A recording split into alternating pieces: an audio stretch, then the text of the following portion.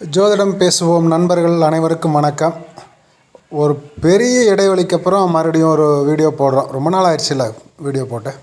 சரி, இடைப்பட்ட காலத்தில் வந்து பார்த்திங்க அப்படின்னா பெங்களூர் டு கோவை, சென்னை டு கோவைன்னு திருமண நிகழ்ச்சிகள் மற்றும் சுப நிகழ்ச்சிகளில் கலந்துக்கிறது சம்மந்தமானதுங்க. அப்படி பல விஷயங்களுக்காக நம்ம தொடர்ந்து பயணிச்சிட்டே இருந்த காலகட்டத்தில் தொடர்ந்து அந்த காணொளிகளை கொடுக்க முடியாத ஒரு சூழ்நிலையிலேயே போயிட்டு இருந்துச்சு. அதுபோக பணிச்சுமைகள் இங்கே வந்ததுக்கப்புறம் இங்கே வெளியில் விசேஷங்களுக்கு போன நாட்களில் தேங்கின பணிகள்லாம் செஞ்சு முடிக்கிறது அப்படிங்கிற மாதிரியான விஷயங்களை இந்த வேலைகளுக்கு இடையிலேயே இருந்ததுனால நம்மளால் சரியானபடி வீடியோ கொடுக்க முடியல. அதற்காக முதல்ல வருத்தத்தை தெரிவிச்சுக்கிறேன். முடிஞ்ச வரைக்கும் நம்ம தொடர்ந்து கொடுக்குறோமா அப்படிங்கிறத விட குவாலிட்டியாக கொடுக்குறோமா அப்படிங்கிற விஷயத்தில் நம்ம கவனம் செலுத்துகிறோம் அப்படிங்கிற மாதிரி தான். அப்புறம் பார்த்திங்கன்னா காலப்பகை அப்படிங்கிற விஷயத்தை பற்றி பேசலாம் அப்படிங்கிற மாதிரி நிறைய கேள்விகள். இந்த நம்ம ட்ரெயினில் போகும்போது நிறைய அங்கே கல்யாண வீடுகளில் விசேஷங்கள் இருக்கிறவங்களோட கேள்விகள் எல்லாத்துக்கும் நம்ம பதில் சொல்லும்போது நிறைய விஷயங்கள் நம்ம தெரிஞ்சுக்கிட்டோம். இந்த 10 நிமிஷம் வந்து போதுமானதா அப்படின்னு கேட்டிங்கன்னா இல்லை. அதில் ஒரு கேள்வி என்ன அப்படின்னா காலப்பகைனா என்னங்கிற ஒரு கேள்வி கேட்டிருந்தாங்க. இப்படி சின்ன சின்ன கேள்விகள், இந்த கேள்விக்கான பதில்களாக நம்ம நிறைய ஷார்ட்ஸு அப்படிங்கிற ஷார்ட் வீடியோவாக போடணும். ஆனால் நம்ம அப்படி போடுறது கொஞ்சம் குறைவாக தான் இருக்குங்கிறதுனால இந்த மாதிரியான கேள்விகள் அப்பப்போ கீழே கமெண்ட்டில் வரக்கூடிய கேள்விகளையும் பதிவு பண்ணால் நம்ம இந்த மாதிரியான கேள்விகளுக்கு பதில் சொல்லுவோம். அது ஒவ்வொன்றிலையும் சொல்லிகிட்டே இருக்கிறோம். ஒவ்வொரு வீடியோவில் இந்த வீடியோ சம்மந்தமான கேள்வி தான் கேட்கணும்னு இல்லை. நீங்கள் வந்து என்ன கேள்வியாக இருந்தாலும் கேட்டிங்கன்னா அதை வந்து கீழே நம்ம அதுக்கான விடை சொல்லிடுவோம் அப்படிங்கிற மாதிரி. சரி, காலப்பகை அப்படிங்கிறது என்ன அப்படின்னு நீங்கள் பார்த்தீங்க அப்படின்னா சாமானியர்களுக்கு புரிகிற மாதிரி, ஏன்னா அது ஜோதிடர்களுக்கு ஓரளவுக்கு நல்லாவே தெரியும். இப்போ லக்னம் அப்படிங்கிறது ஒரு நம்ம பிறந்த லக்னம் ஒன்று இருக்கும், ராசி ஒன்று இருக்கும், அல்லது ராசி லக்னம் ரெண்டுமே ஒன்றா இருக்கிறவங்களும் இருப்பாங்க. இதில் சந்திரன் நிற்கிற இடம் ராசி. அங்கேருந்து எந்த நட்சத்திரத்தில் நிற்கிதோ அந்த நட்சத்திரத்தில் இருக்கக்கூடிய கிரகம் என்னவோ நட்சத்திரத்துக்கான கிரகம். இப்போது மேச ராசியில் இருக்குதுன்னு வச்சுங்களேன். அங்கே ஒன்று முதல் திசை வந்து கேது திசையாக இருக்கும், அசுபதி நட்சத்திரம். ரெண்டாவது திசையாக இருந்துச்சுன்னா பரணி நட்சத்திரத்தில் பிறந்திருந்தாங்கன்னா கேது திசைக்கு பதிலாக சுக்கிர திசை முதல் திசையாக இருக்கும். இதுவே கிருத்திகை நட்சத்திரத்தில் பிறந்திருக்காங்க அப்படின்னா முதல் திசை சூரியனோட திசை அப்படிங்கிற மாதிரி இருக்கும். அது ராசியாக இருக்கிற இடத்துல லக்னம் இருக்கணுங்கிறது இல்லை. லக்னத்துக்கு தான் காலப்பகை அப்படிங்கிற விஷயம் உண்டு அப்படிங்கிறது. இந்த திசாய் புத்தி என்ன லக்னத்தில் பிறந்திருக்காங்க அதுக்கான பகை கிரகங்கள்னு சில கிரகங்கள் இருக்கும். இந்த கிரகங்களோட புத்தி காலகட்டங்கள் சிரமமாக இருக்கும் அப்படிங்கிறது ஒரு விஷயம். ஒவ்வொரு கிரகத்துக்கும் ஒரு கிரக பகையாக இருக்குது. இப்போ சூரியன் சனி ரெண்டும் வந்து ஒரே ஒற்றுமையுள்ள கிரகம் இல்லை. ஒன்று இருட்டு, இன்னொன்று வெளிச்சம். அந்த மாதிரி ஆப்போசிட்டாக பார்த்தீங்கன்னா சுக்கிரனுக்கு நேர் குரு வந்து இவர் அசுரகுரு அப்படின்னு சொல்லப்படுறவர் அசுரகுரு. சுக்கிரனுங்கிறவர் அதாவது அசுரகுரு தேவகுருங்கிற விஷயத்தில் குருங்கிறவர் தேவகுருவாக இருக்கக்கூடிய பிரகஸ்பதி அப்படிங்கிறவர். சுக்கிரன் வந்து அசுரகுருவாக இருக்கக்கூடியவர் அப்படிங்கிறது வந்து நம்ம சொல்கிறோம். இந்த சாஸ்திரங்கள் சொல்லுது.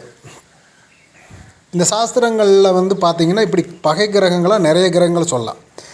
செவ்வாயும் புதனும் பகை, அதே மாதிரி செவ்வாய் சனியோடையும் பகை அப்படிங்கிற மாதிரி தான். அதே மாதிரி வந்து பார்த்திங்க அப்படின்னா புதன் ஒரு நிலையற்ற தன்மையில் இருக்கக்கூடியது, யாரோட சேர்ந்தாலும் அதுக்கேற்ற மாதிரி மாறக்கூடிய தன்மை இருக்கக்கூடிய கிரகம் அப்படிங்கிற மாதிரியான ஒரு இது இருக்குது. இதில் கடுமையான பகை இருக்கக்கூடிய கிரகங்களோட புத்தி காலம்னு ஒரு வரையறை செஞ்சு வச்சுருக்காங்க. இந்த மாதிரியான சுக்கிர திசையில் குரு திசையில் சுக்கிர புத்தி, சுக்கிர திசையில் குரு புத்தி, அதே மாதிரி இந்த லக்னத்துக்கு பாதகாதிபதி திசை அப்படிங்கிற பாதகம் செய்யக்கூடிய விஷயங்களை செய்யக்கூடிய இந்த மாதிரியான விஷயங்களை எல்லாம் தாண்டி காலப்பகையில் இருக்கக்கூடியது திசை அப்படிங்கிற ஒரு குறிப்பிட்ட காலம். அந்த திசையில் புத்தி காலம் வந்து ரொம்ப சிரமமாக இருக்கும் அப்படிங்கிறது. இப்போ சுக்கிர திசையில் பார்த்திங்கன்னா குரு புத்தி சரி இருக்காது, குரு திசையில் பார்த்திங்கன்னா சுக்கிர புத்தி சரி இருக்காது. இப்போ நான் ஏற்கனவே சொல்லியிருக்கேன் இல்லையா, அதை திரும்ப பார்த்துக்குங்க. பகை கிரகங்கள்னு இருக்கக்கூடியதை சொல்கிறோம். அது போக ஒரு காலப்பகை அப்படின்னு ஒன்று உண்டு. அது வந்து ரொம்ப நுணுக்கமாக பார்க்கக்கூடிய ஜோதிடர்களுக்கு தெரியும். ஒரு சிலருக்கு வந்து தெரிஞ்சிருக்கலாம், இதில் ஒரு சிலருக்கு தெரியாமல் இருக்கலாம். உங்களுக்கு வந்து சந்திரன் நிற்கக்கூடாத இடங்கள், அதாவது நவகிரகங்கள் சில கிரகங்கள் சில ராசிகள் நிற்கக்கூடாதுன்னு இருக்குது. அப்படி பார்த்தீங்க அப்படின்னா சந்திரன் மேச ராசியில் ரிஷப ராசியில் நிற்கிறது காலப்பகை. இதோட காரகத்துவத்தின் வழியாக, காரகத்துவம்னா என்ன அப்படிங்கிறது ஜோதிடர்களுக்கு தெரியும். இதோட இந்த நீங்கள் நிற்கும்போது இது சம்பந்தமான இந்த சந்திரன் சம்பந்தமான ஏதாவது ஒரு விஷயத்தில் பிரச்சனைகளை காலத்துக்கும் வாழ்நாள் முழுக்கவும் ஏதோ ஒரு இடத்தில் ஏதோ ஒரு விஷயத்தில் சிரமத்தை உருவாக்கிக்கிட்டே இருக்கிறது அப்படிங்கிறது. காலத்துக்கும் இது ஒரு பகை உணர்வை உள்ளுக்குள் மன அழுத்தத்தை மனம் விரும்பாத விஷயங்களை தரும் அப்படிங்கிற ஒரு விஷயம் உண்டு. அதே மாதிரி ராகு பகவான் மிதுனத்தில் நிற்கும்போது அப்படிப்பட்ட விஷயங்கள் கொடுப்பார். மேட்ரு ஒன்று தான், அது எங்கெங்கே கிரகம் இருந்தான்னு சொல்லிடுறேன். ராகு மிதுனத்துலேயும் கடகத்தில் சூரியன் இருந்தால் காலப்பகைனும், சிம்மத்தில் எதுவுமே காலப்பகை இல்லை. சிம்மத்தில் எந்த கிரகம் இருந்தாலும் காலப்பகை இல்லை. சிம்மத்துக்கு எதுவுமே அந்த பகை வரவே வராது. அடுத்தது கன்னியில் பார்த்தீங்க அப்படின்னா செவ்வாய் அங்கே நிற்கக்கூடாது அப்படின்னு சொல்லி சாஸ்திரம் சொல்லுது. அப்படி நிற்கும்போது அது காலப்பகை ஆகுதுன்னு சொல்லுது. அதே மாதிரி குரு துலாம்லேயோ விருச்சகத்துலேயோ குரு நிற்கக்கூடாது. அது அப்படி நின்று திசை நடத்தினாலும் சரி, புத்தி நடத்தினாலும் சரி, அது காலப்பகை திசைன்னு சொல்கிற இந்த திசை காலகட்டங்களை தாண்டி காலம் முட்டும் நாளும் இதில் ஏதோ ஒரு விதத்தில் அது பாதிப்பை உருவாக்கிட்டே இருக்குது, மனச்சுமையை உருவாக்கிட்டே இருக்குங்கிற மாதிரி. அதே மாதிரி தனுசில் புதனும், மகரத்தில் சுக்கிரனும், கும்பத்தில் சுக்கிரனும் இருப்பதும் இந்த 2 ராசிகள் இருக்கிறதும் கூட காலப்பகையே அப்படின்னு சொல்லி சாஸ்திரங்கள் சொல்லுது. அதே மாதிரி மீனத்தில் சனி பகவான் இருப்பது காலச்சக்கர திசைக்கு 12ஆம் இடத்துல இருக்கிறது அப்படிங்கிற ஒரு விஷயம். சுக்கிரனுக்கான விஷயங்களில் பல விதங்களில் நம்ம பார்க்க வேண்டியது இருக்கும். இந்த இடத்துல கிரக சேர்க்கை என்ன அப்படிங்கிறது, அதாவது சேர்ந்த திசை புத்தி காலங்களில் மட்டுமே அல்ல, காலம் முழுவதுமே இந்த இடத்துல சில குறைபாடுகளையோ அல்லது மன அழுத்தங்களையோ தரக்கூடிய அமைப்பில் இந்த காலப்பகை இருக்கும் அப்படிங்கிற ஒரு விஷயம் உண்டு. இதை ஜாதகத்துக்கு ஜாதகம் லக்னத்துக்கு ஏற்ப மாறும். அதனுடைய சூட்சமம் என்னன்னா, அது என்ன மாதிரி வேலை செய்யுங்கிறத இங்கே இந்த வீடியோவில் சொல்ல முடியாது. ஏன் சொல்ல முடியாதுன்னா, அது பல கணித முறைகளுக்கு அப்புறம் கண்டுபிடிக்க வேண்டியது. இதுக்கு தீர்வுங்கிற விஷயமும் அதே மாதிரி எந்த இடத்துல வருது, என்ன விஷயத்துக்கு தருது அப்படிங்கிற 2 காரணத்தையும் வச்சுக்கிட்டு தான் இதுக்கான தீர்வையும் கண்டுபிடிக்கணும் அப்படிங்கிறது. இப்படி இருக்குமானால் உங்களுடைய ஜாதகத்தை எடுத்துகிட்டு போய் பார்க்கும்போது, அதை யார்கிட்ட பார்க்குறீங்கன்னா அதை பற்றின கேள்விகளுக்கு அவங்க என்ன பதில் சொல்கிறாங்கன்னு கேட்டுக்கோங்க. இன்னொன்று என்னென்னா, இந்த திசை புத்தி காலங்களில் நீங்கள் ரொம்ப ஜாக்கிரதையாக இருக்கணும் அப்படிங்கிற எச்சரிக்கை உணர்வை இந்த காணொளி உங்களுக்கு தரும். ஒன்று, இதோட வழிபாடுகளுக்கான மூல தெய்வங்கள் அப்படிங்கிற தெய்வங்களை நீங்கள் வழிபட்டுருக்கீங்கனாலும் அது போக சிறப்பு தெய்வங்கள் சிலது உண்டு. இந்த காலகட்டத்தில் இந்த கிரகம் இங்கே நின்றுச்சுன்னா இந்த இடத்துல இருக்கக்கூடிய கோயில்களில் அதற்கான வழிபாட்டு முறைகளை தொடர்ந்து செஞ்சுட்டு வர வேண்டியதுன்னு ஒரு முறை இருக்குது. அந்த மாதிரியான முறைகளில் செயல்பட்டு வரும்போது தான் நீங்கள் இந்த காலப்பகையோட வேகத்தை குறைக்க முடியும் அப்படிங்கிறது.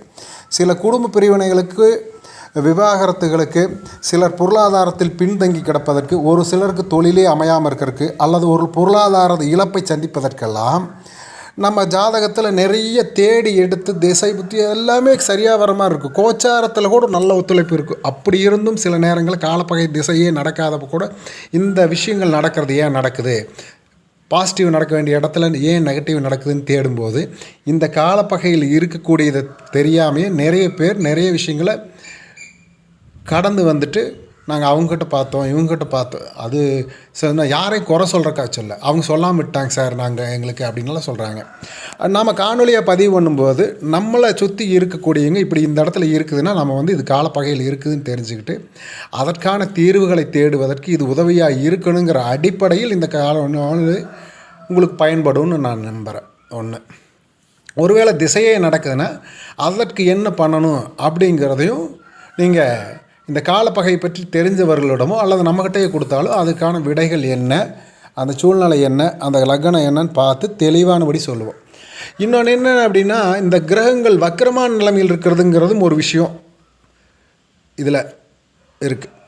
இதில் சில கிரகங்கள் வக்கரமாகும்போது அல்லது வக்கர கிரகத்தோடு சேரும்போது அல்லது அதோட புத்தி காலங்கள் நடக்கும்போது ஏற்படக்கூடிய நிலைமை கடுமையானதாக மாறுது. இல்லை அப்படின்னா கோச்சாரத்தில் ஏதாவது ஒரு காலகட்டத்தில் வக்கரமாகும்போது, திசையோ புத்தியோ நடக்கும்போது அல்லது கோச்சாரத்தில் சரியில்லாத இடத்துல இருக்கும்போது இந்த மாதிரியான கிரகங்கள் இன்னும் கடுமையான நிலைமையை தர்றதையும் நம்ம பார்க்குறோம்.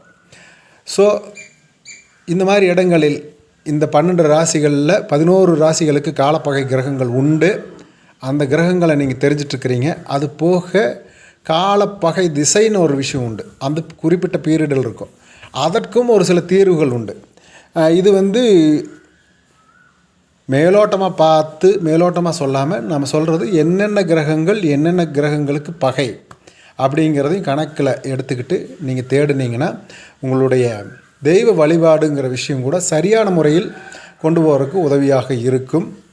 அந்த காலத்தில் குறிப்பிட்ட காலத்தில் காலப்பகை திசையாக நடக்குது அப்படின்னா, புத்தி காலம் நடக்குதுன்னா ஒரு 6 மாதமோ ஒரு வருஷமோ, ஒரு சில திசைகள் 3 வருஷங்கள் நடக்கும். அதில் கூட ஒரு பகுதியில் ஒரு வருஷமோ 1.5 வருஷமோ மிக அமைதியான காலகட்டமாக கோச்சாரம் சரியில்லாமல் இருந்தால் அதை கடந்ததுக்கப்புறம் செயல்படுறது தான் சரியான புத்திசாலித்தனம். முதலீடு பண்ணுறது மாதிரியான விஷயங்கள் அல்லது பொறுத்து போகிறது மாதிரியான குடும்ப நிலைமைகளுக்கு ஏற்ற மாதிரி இருக்கக்கூடிய சூழ்நிலைகள் இருக்குன்னா, அந்த நேரங்கள் நடக்கக்கூடிய கசப்புணர்ச்சிகளை ஜீரணம் பண்ணி நம்ம வாழ்க்கையை எடுத்துகிட்டு போகிறது அப்படிங்கிற விஷயமும் வழிபாடுகள் மூலமாக நம்ம தீர்வுகளுக்கு தேடிக்கிட்டு மன ஆறுதலை தேடிக்கிட்டு தொடர்ந்து பயணிக்கிறதுங்கிற விஷயமும் சரியாக இருக்குமே தவிர, அது தாண்டி நம்ம வாட்டில் எல்லா காலகட்டத்துலேயும் நமக்கு ஒரே மாதிரி இருக்கணும், ஒரே மாதிரி செயல்படணும் அப்படின்னா காலம் அப்படி செயல்படுறத இல்லை. அப்படி செயல்படுறது கொஞ்சம் குறைவு தான். எல்லாத்துக்கும் அப்படிப்பட்ட வாய்ப்புகள் அமையறதில்லை. ஒரு சிலர் ரொம்ப சிரமப்படும் போது இந்த மாதிரியான குறிப்புகளை இருக்கா அப்படின்னு தேடி கண்டுபிடிச்சி விடைகளை காணும்போது அவங்களுடைய வாழ்க்கையில் ஆறுதலான காலகட்டம் வரும்போது வெற்றிகளை நோக்கி நகர்வதற்கு கொஞ்சம் காலதாமதமே ஆனாலும் இந்த வெற்றி உறுதிப்படுத்திக்கிற மாதிரியான ஒரு செயல்பாடுகளை வழிகாட்டுதல்களை நீங்கள் ஜோதிடர்கள்கிட்டருந்து பெற முடியுங்கிறது நாம் சொல்லிக்கிற விஷயம். ஸோ இந்த காணொலியில் காலப்பகைனா என்னன்னு தெரிஞ்சுக்கிட்டு பயணிங்க. அது 2 காலப்பகை, ஒன்று திசை காலப்பகை, இன்னொன்று காலச்சக்கரத்தில் கிரகங்கள் நிற்கிற சில ராசிகள் நிற்பதால் சில கிரகங்கள் தருகிற காலப்பகை. நன்றி. சந்தேகங்கள் இருக்குமான கேள்விகள், உங்களோட பதில்கள், அபிப்பிராயங்களை பதிவு பண்ணுங்கள். நன்றி, வணக்கம்.